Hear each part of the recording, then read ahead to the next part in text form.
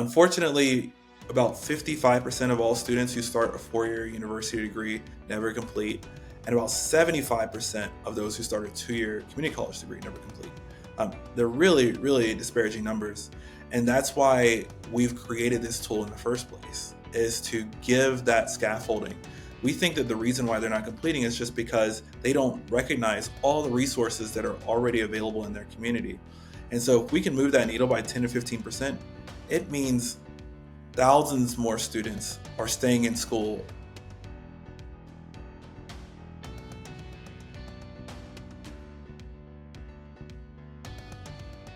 Hello and welcome to the Dragon Tree Podcast, the show where we talk to great communicators about how they do what they do. I'm your host, Chris Hobson, and today we're speaking with Melvin Hines. Melvin is the CEO of Upswing, which is a tech-focused education company that empowers historically marginalized people and helps them to achieve their life goals. It's a pleasure speaking with you today, Melvin. Yeah, thanks for having me here, Chris.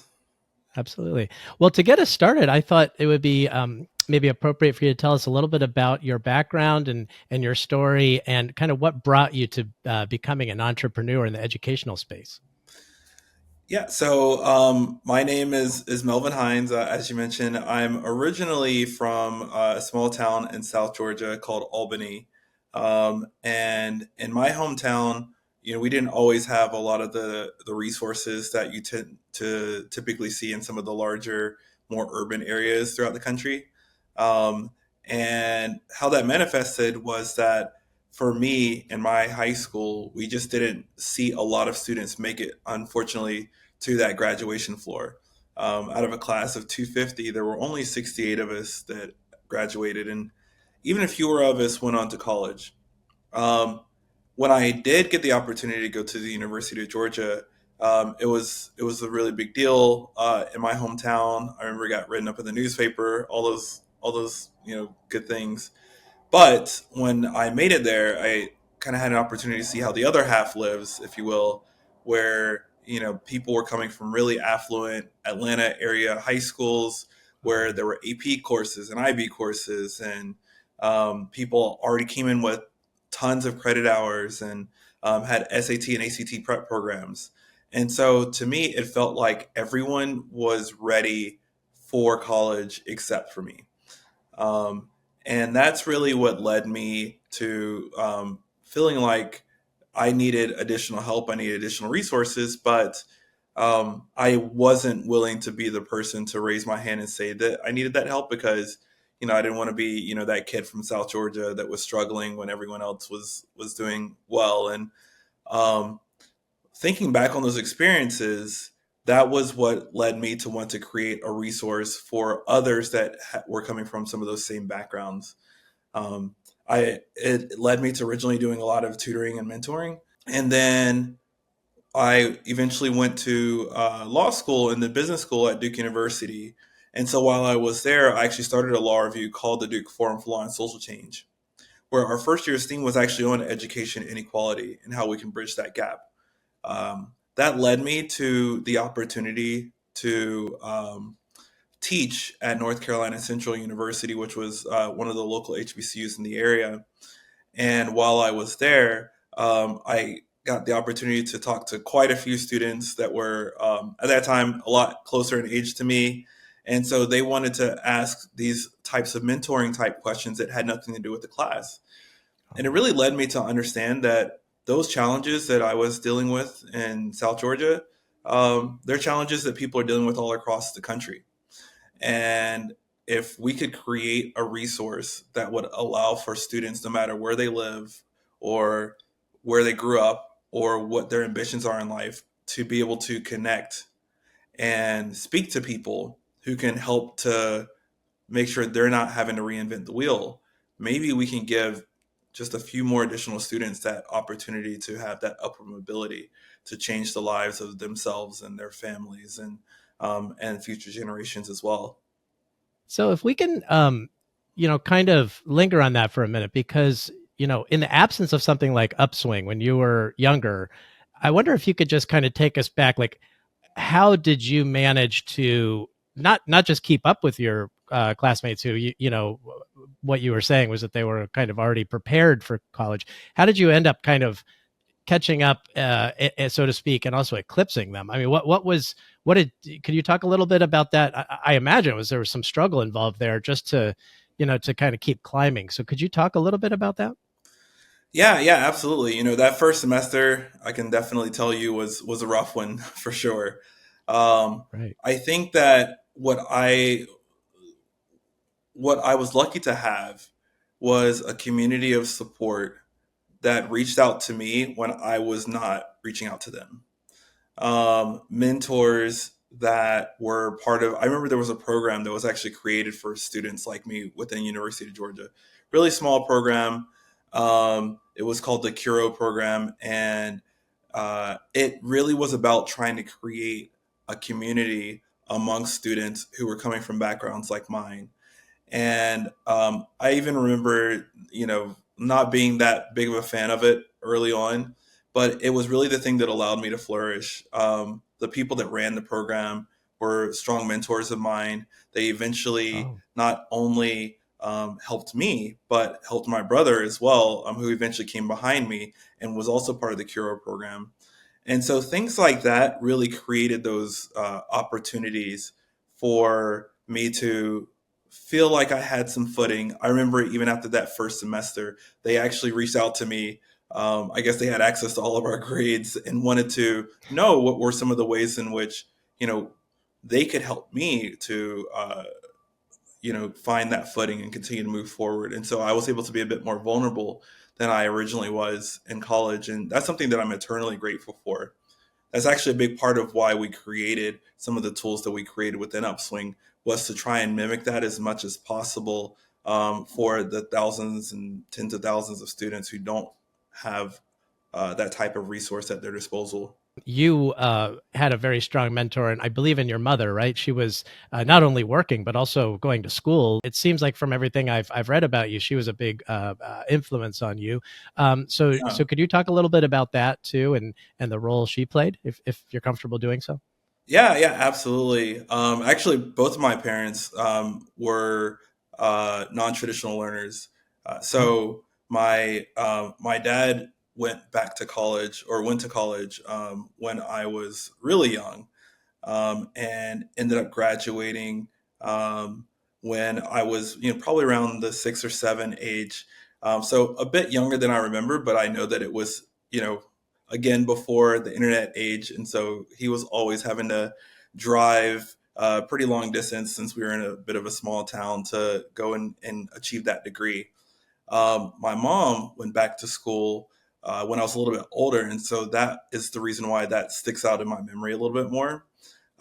Once again, on the road, it's kind of before the internet age. And so we were, after school, which is after work for her, we would hop in the car and drive about 30, 45 minutes to this nearby town called Americus, which was where she was trying to go and receive her degree. And so while she was in class, I would be on the steps doing my homework, and then we would both come back, later on that night. Late at night, I would see books all over the floor, things like that, as she's trying to prepare and study before she has to go back to work in the morning. This is, of course, all while both of my parents are taking care of three children. And this took place for wow, years. It felt like, it's amazing. when you're young, days feel like years. And, when you're older, years feel like days. So it It's well felt like said. it took, it seemed like it took forever back then. And I do remember, as I was getting close to graduating high school, attending her graduation. uh, And it was something that really stood out to me because, she always talked about how hard it was and how challenging it was. What I didn't know was that she was actually the valedictorian of her class. And so she is actually that gave right? the speech at her graduation, which was one of those moments that I'll certainly never forget. And it's also led me to wanting to make sure that the way in which we're working with our students, particularly our adult learners and our student parents, we need to make sure that our tools and services and software are things that make it easier, not more challenging, for them to continue on with not just the degree that they want to get, but also the scaffolding that they need in order to achieve that. So that's actually a really good segue to talking about Upswing again.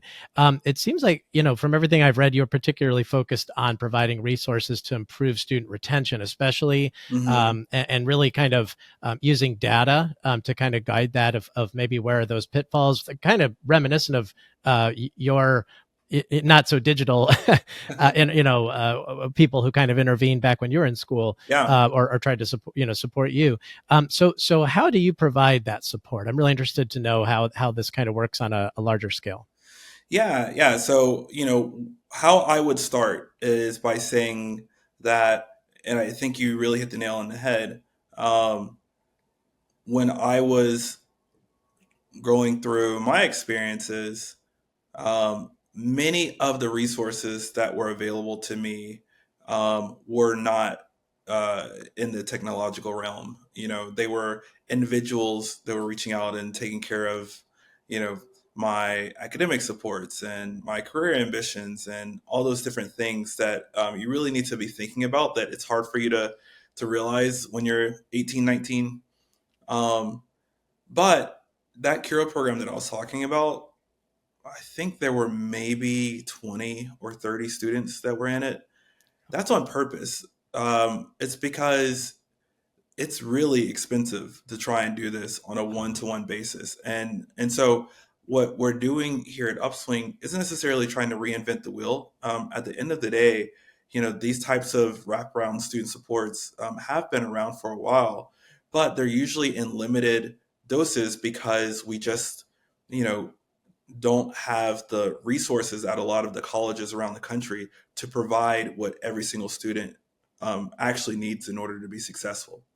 So what we really try to do is think about how can we scale those resources? How can we make them a lot more affordable? And how can we extend their reach so that they can impact not just a couple dozen students, but a couple 100,000 students?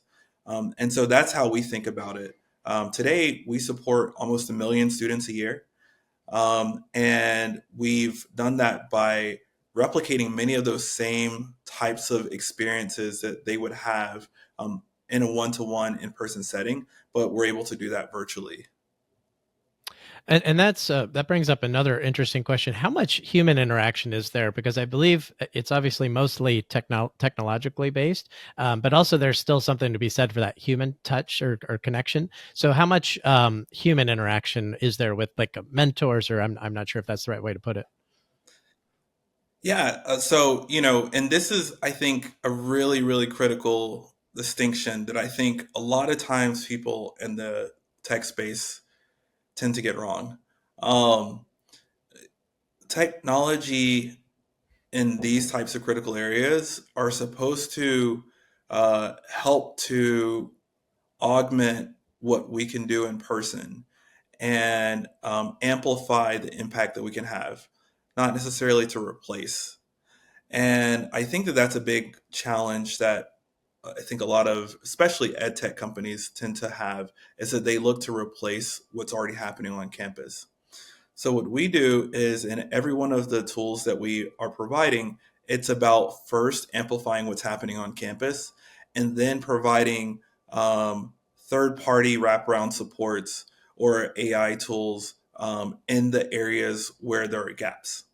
So, for example, with our virtual assistant Anna, that proactively reaches out to students, we create about 13 to 15 campaigns every single semester that are specific to what we know those students are going through.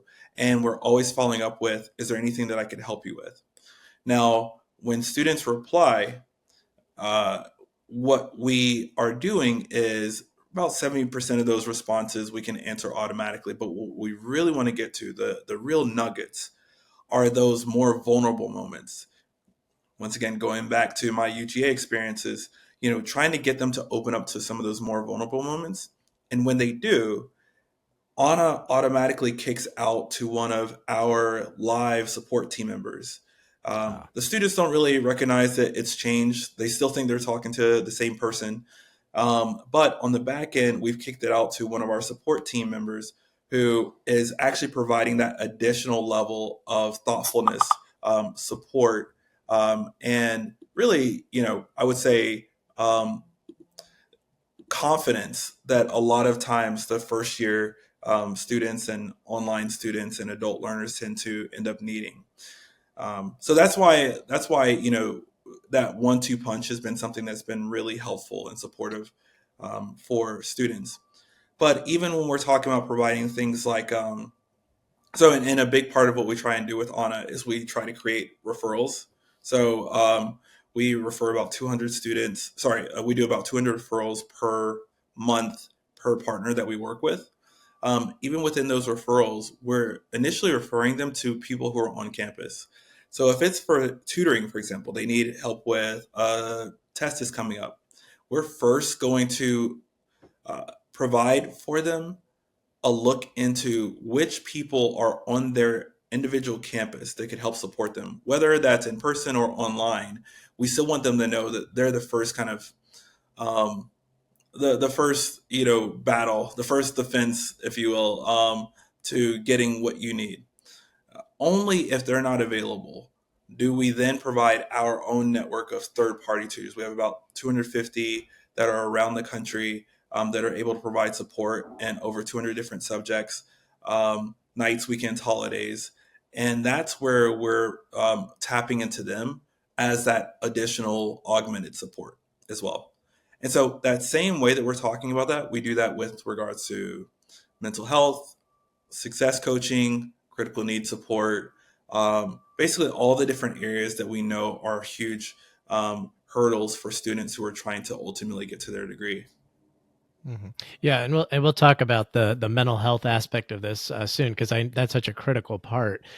Well, Melvin, it's really obvious to me that you all are definitely more than just a tech company. You don't just put a platform together and then say, then give it to people or sell it to people and say, hey, now you go use this. There's actually a large degree of support that comes with that. So, how would you say that your partners talk about how you differentiate your product from, say, your competition?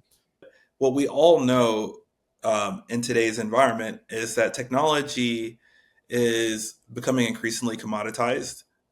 You have, for example, everyone who has a tech company is using, you know, AWS or Google Cloud or something like that as their servers, and everyone who's using who's texting students are probably going to use Twilio, and everyone, there's all just these different tools that are all more or less, the backbone of many different companies that are out there.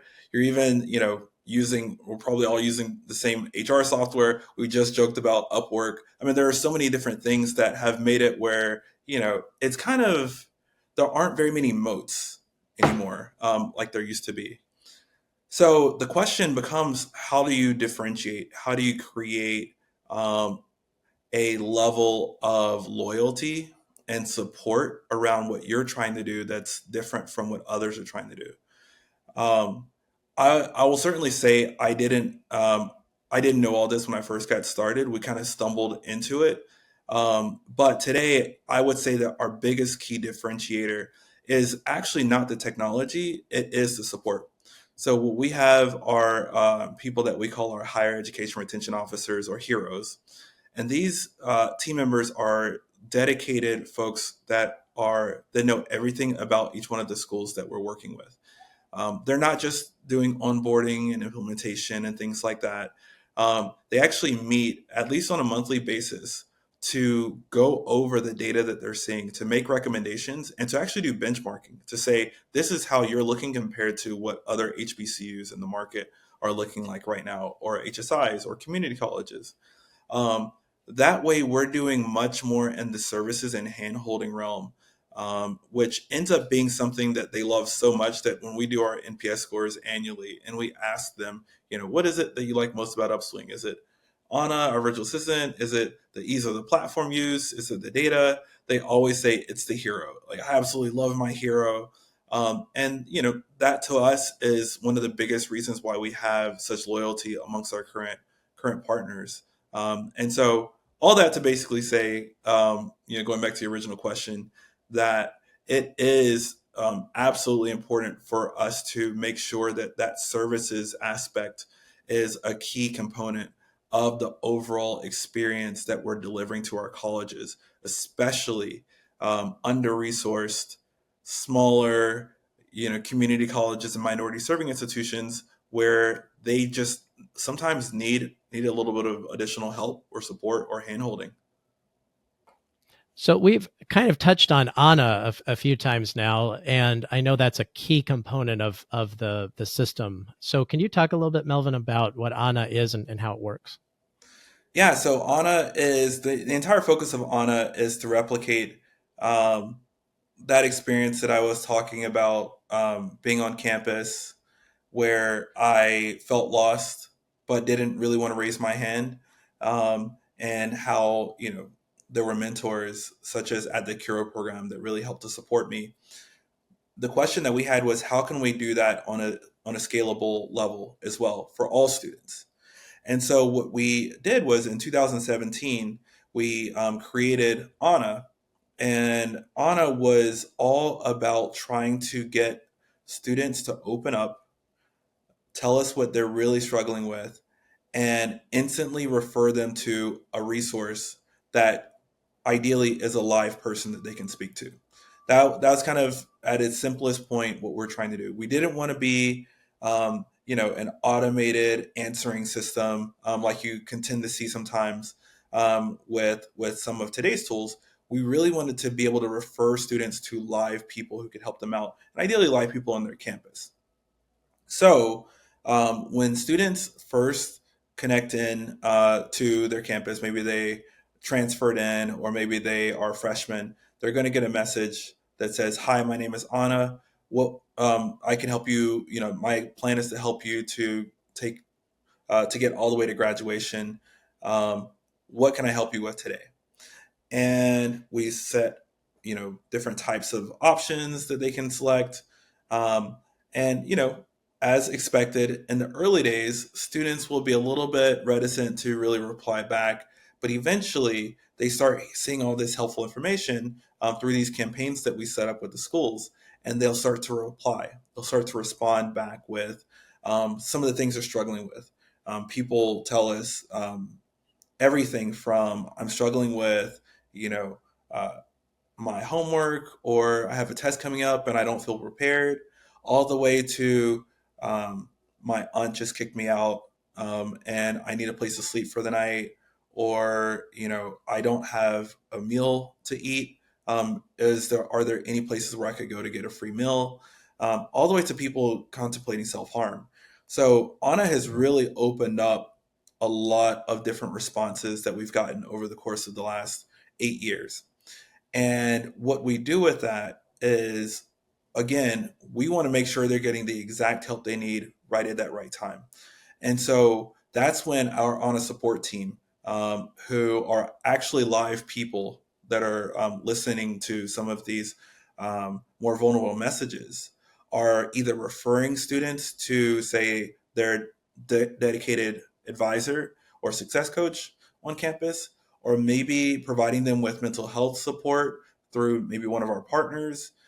If they're saying something that's about potential self harm, we're getting in touch with emergency personnel. So what we're really trying to do is make sure that these students know that if you use Anna, you're cutting through a lot of the bureaucracy and things like that that make you feel lost. And Anna is going to make sure that you get exactly what you need when you need it. And we're trying to do that once again in a scalable way. And so far, we've been able to create these conversations. We have about 1.5 million conversations per year um, with all of our different students across all of our different campuses. And we're able to do, like I mentioned earlier, 200 plus referrals per month per campus. And on average, we're actually doing nine or so escalations per year. And those escalations are usually things like self harm and things like that. So we're helping schools to identify critical needs and challenges that their students are having that they just haven't raised their hand and told them about. And to build on that a little bit, because I think the mental health part of this is so it's overlooked in a lot of cases, just generally, and I think it's so important to success, not just in academia, but life. Hmm. You talk about in your materials about how you link students up with like a community of counselors and peers and on-demand wellness resources. And I'm wondering, Yeah. that's got to be so tailored. So how, at the end of the year, and you talked about earlier about how heroes sort of always rise to the top as far as key differentiators and some, but I have to imagine that this also is a key differentiator. So I'm wondering, how do you kind of, when all is said and done, what is the feedback you've gotten on this aspect? And I think it speaks to a larger question about how do you measure the success of your efforts? Because when we talk about data analysis and what does success look like, it's got to be so different in this case for every single person, I would think. So how do you, so I guess, what feedback have you gotten on the mental health kind of aspect of it, and sort of what does success look like, and how does that play into it? Yeah, yeah. So, I would say a couple things. The first is that having the ability for students to connect in with a counselor 24 hours a day, 7 days a week is something that they've really appreciated, especially because many of them have never had a counseling session before. And so many of them didn't think they could afford a counseling session. And the fact that we're offering this to them for free is has been a big boon. Um, Others might find that to be stigmatizing, and as a result, have never been willing to raise their hand and say they need to talk to someone. And so, the ways in which we've been able to create a pathway towards getting that mental health support, I think has been something they've really loved the most. We have so many students that reach out to Anna just saying, I'm having a really tough day today. Can you just send me an encouraging message? Um, Oh, and that's usually their first kind of foray into even talking about mental health. We then follow that up with a partnership that we have that allows for them to connect in with affinity groups that are similar to them. So oh, now student parents, like my parents, can connect in with other student parents who are in college and who are struggling with juggling everything, and maybe hear from others about how they've been able to overcome those challenges. And then if things are really, tough, we have the ability for them to connect in with one-on-one licensed therapists that are licensed in each one of their states, and that can allow them to have that same kind of sit down therapy session that people are usually thinking about when they think about mental health, but they can do it in a virtual setting. And all this is confidential. And so what we really want to do is make it where we're decreasing the friction points to getting them what they want. Um, in terms of what we are hearing from students, I would say that the biggest thing that we are hearing is that, because they usually talk about a specific person or, like the heroes. So what we're hearing from the right. students is just that they really love Anna and that Anna is able to provide them with a lot of support. But what we know is that what they're really telling us is that it's the entire ecosystem that's behind Anna that's giving them what they need right when they need that. Um, and so then what we want to do next is find out what does that mean in terms of persistence, graduation, retention, and that's where we've really been excited because over the course of the last 10 years, we've done over a dozen different case studies. Some were done by us, others were done by third party. And what we've seen time and time again is that on average, interventions through Upswing have been able to increase the graduation rates of students by between 10 and 15% per year. Wow, that's Um, very impressive. yeah, and so as a result, we've been able to help prevent over 75,000 students from dropping out of college who would have otherwise quit ahead of time. I think one of the big things that a lot of people don't realize, is that most students who start college don't complete. Um, Unfortunately, about 55% of all students who start a 4 year university degree never complete, and about 75% of those who start a 2 year community college degree never complete. They're really, really disparaging numbers. And that's why we've created this tool in the first place. is to give that scaffolding.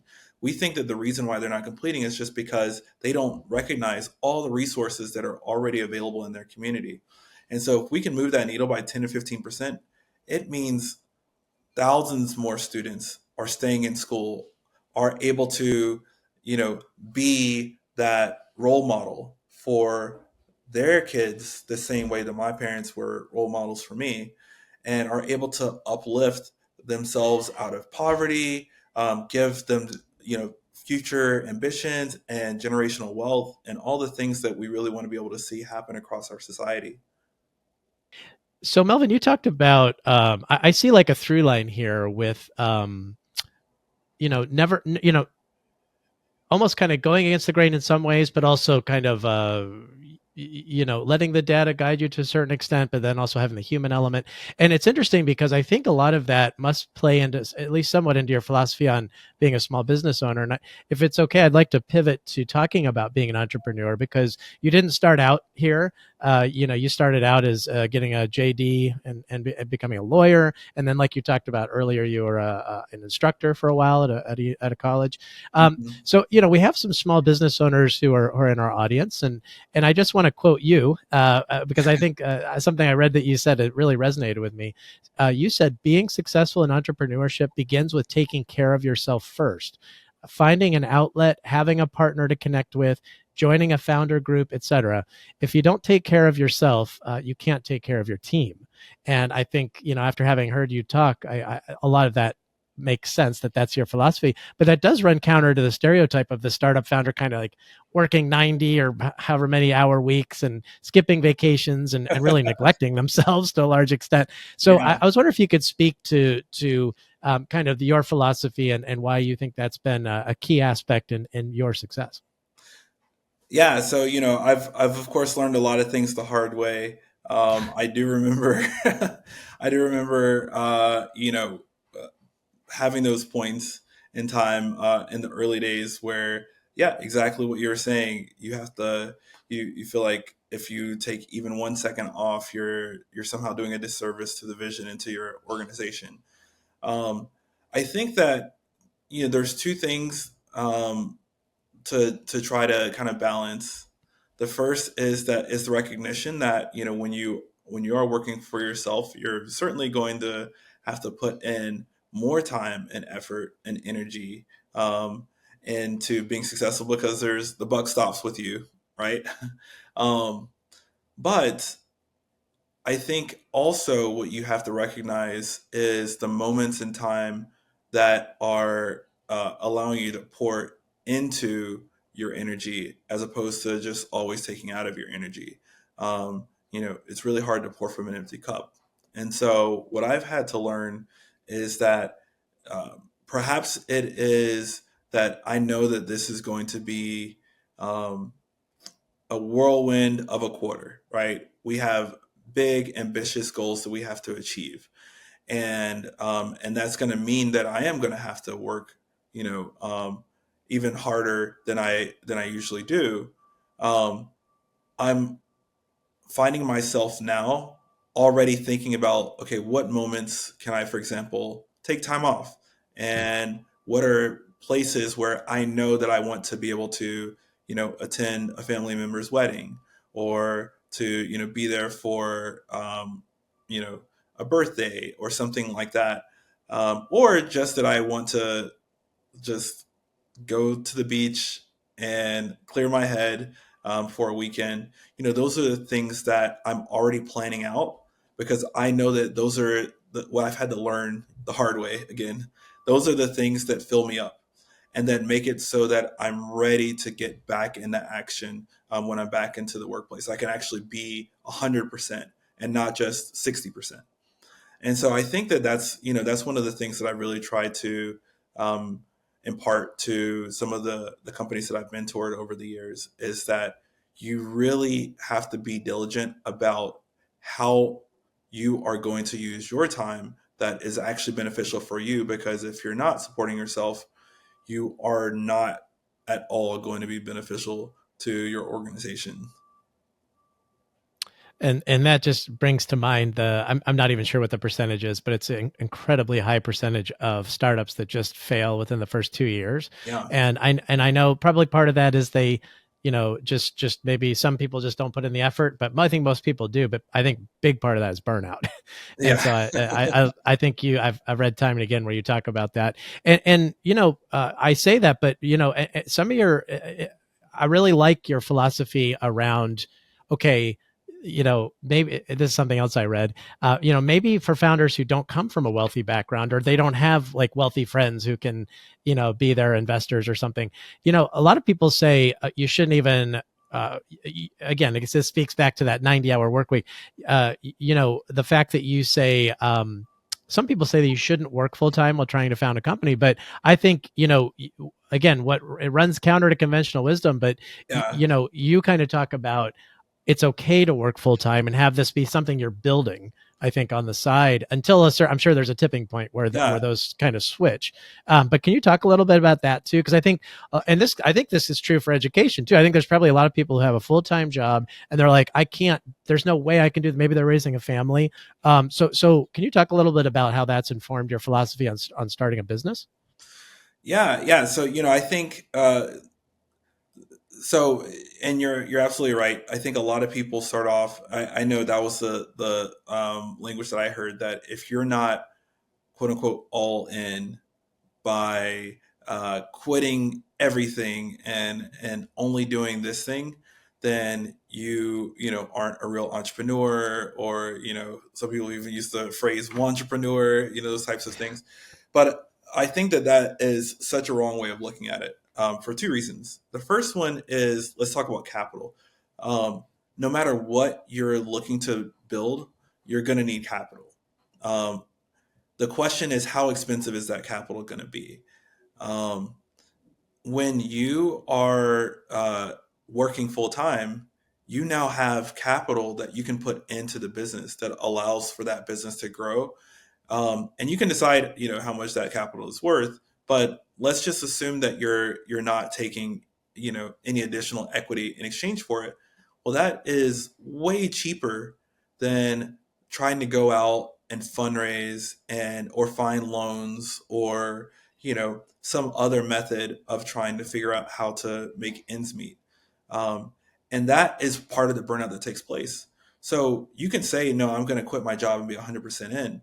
But if now that you're 100% in, quote unquote, uh, 80% of your time is spent chasing dollars, which, talk to any entrepreneur, they'll tell you that's kind of the role of the CEO. I'm In the sure, early yeah. days, well, in all the days, but especially in the early days, then really, are you actually, being an entrepreneur? You're really kind of just being someone who's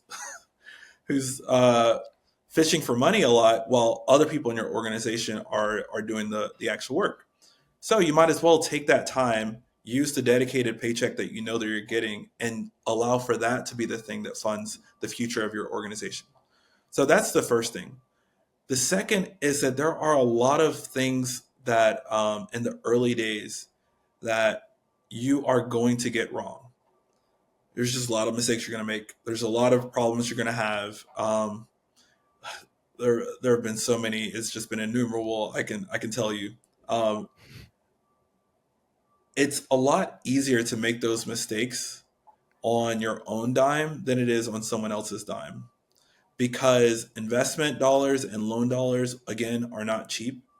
And so I think a big part also of why early startups tend to fail is that they take a significant dilution, in exchange for a pretty small amount of money, and they have found, challenges or barriers or pivots that they've had to make, that if they just had the opportunity to make just one more slight pivot, perhaps that would have been the thing that would have made them successful.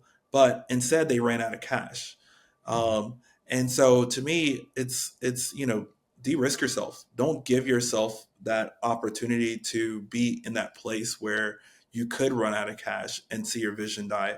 Instead, fund it yourself, until you're at a point where you know that you're getting to product market fit, and then you can go out and raise, or you can, decide that you're already making enough cash on your own, and you can self-sustain. But you're in a much healthier position if you do it from that lens. That's a great positive place to leave it, Melvin. Thank you so much for joining me this week. And if anyone wants to continue this discussion, whether it's about Upswing or about being an entrepreneur, where can they connect with you? Yeah, so I'm available. I'm on LinkedIn pretty often. So that's just linkedin.com, of course. And then my username is just M Hines Jr., MHINESJR. And then also over email, melvin@upswing.io. Great. Well, I encourage everyone to reach out to you. Thank you so much, Melvin. Yeah, Take thank care. you as well.